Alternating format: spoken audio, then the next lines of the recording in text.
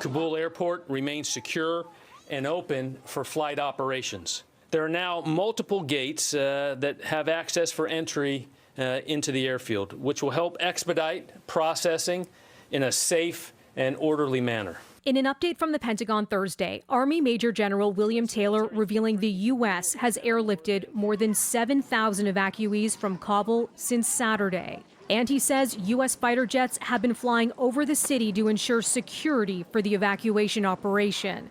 On the ground outside the airport in Kabul Thursday, thousands of Afghans waited for a chance to flee the country.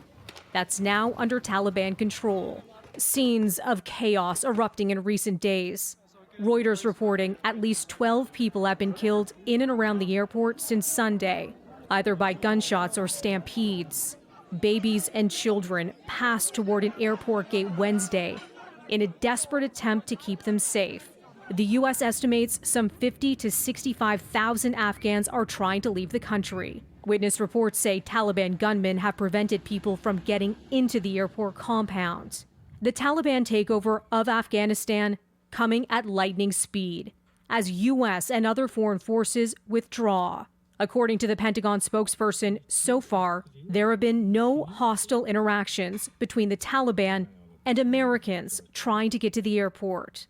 We've made it very clear to the Taliban that any attack upon our people and our operations at the airport will be met with a forceful response. And the Pentagon adding the U.S. military has the capacity to be evacuating 5,000 to 9,000 people a day.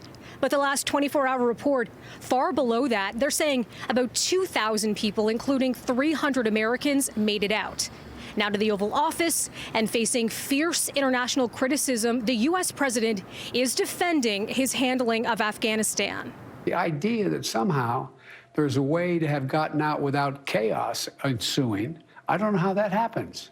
That response in an exclusive interview with ABC News' George Stephanopoulos in response to disturbing images showing Afghans falling from an American military plane. And Joe Biden says American troops may stay in Afghanistan beyond his planned August 31st withdrawal date. So Americans should understand that troops might have to be there beyond August 31st. No, Americans should understand that we're going to try to get it done before August 31st. But if we don't, the troops will stay. If we don't, we'll determine at the time who's left.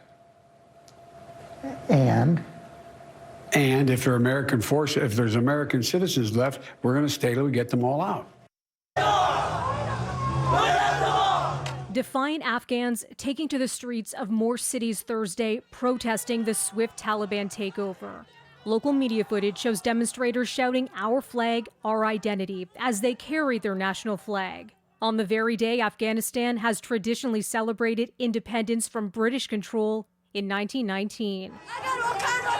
If they truly love their country, they will not fear the protesters, says this demonstrator. This country is ours, and we will save it by all means. There are reports militants fired on some rallies, killing several people. The protests coming as thousands are scrambling to secure flights out of Afghanistan after the Taliban, meeting little resistance, overran nearly the entire country in a matter of days. Just 2 weeks before the U.S. was set to complete its troop withdrawal after a 20-year war. There was a chaos, they had guns, they were shooting. A British businessman who asked not to share his name for security reasons describes the fear inside the Kabul airport before he was flown to safety in Germany. We were there for a couple of nights without food and water. And a night after that, ordinary people, they started coming into the airport without passports or anything. They looted the airport, the terminal.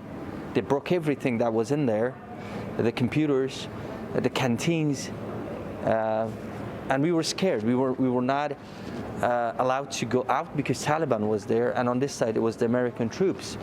So we were like, what are we going to do? Just stay here. And an alarming update from a group providing intelligence to the UN that says the Taliban have begun rounding up Afghans on a blacklist of people they believe have worked in key roles with the previous Afghan administration or with U.S.-led forces.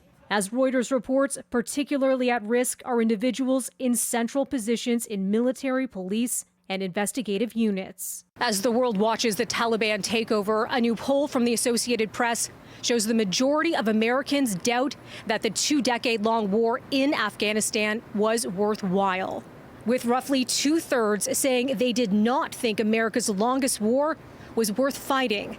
The poll conducted between August 12th to the 16th. Melissa Duggan, City News.